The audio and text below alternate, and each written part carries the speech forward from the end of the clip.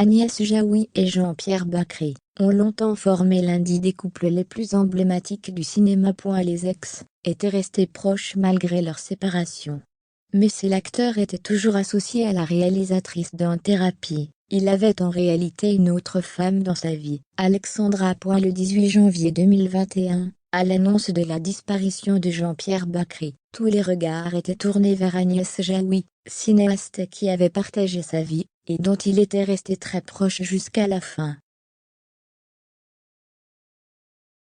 Mais si le duo fonctionnait toujours main dans la main pour le grand écran, les acteurs se tenaient éloignés l'un de l'autre d'un point de vue sentimental. Jean-Pierre Bacri partageait la vie d'une autre femme, discrète et dans l'ombre du monument de cinéma. Alexandra, une âme sœur toujours présente auprès de lui, et avec qui Agnès Jaoui entretenait de bonnes relations.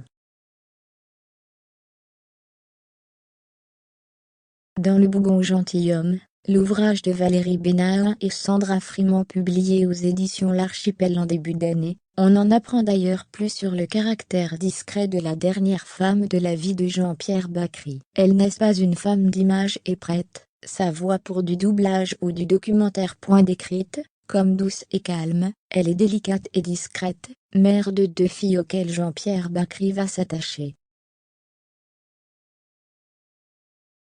Preuve de l'osmose entre Agnès Jaoui et Alexandra, Jean-Pierre Bacri les avait à ses côtés tout au long de son combat contre la maladie. Alexandra et Agnès se sont merveilleusement occupées de Jean-Pierre à partir du moment où il a su qu'il était de nouveau malade. Chez Alexandra, Jean-Pierre Bacri avait trouvé un équilibre. Il se nourrit de sa douceur, de son sourire, de sa bonté, qui vont aussi le pousser à évoluer. Jean-Pierre gagne encore en sobriété. Il est moins intempestif, plus mesuré. Leur romance a duré quelques années avant de se transformer en une amitié solide.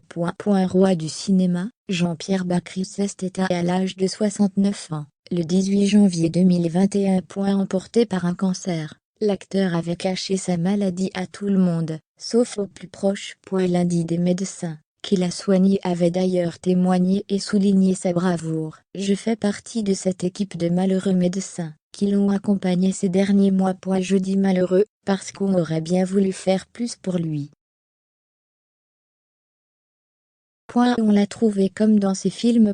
Il a exigé d'être traité comme tout le monde. Il a fait preuve d'un grand courage, parce que la fin n'a pas été facile. Il fallait négocier.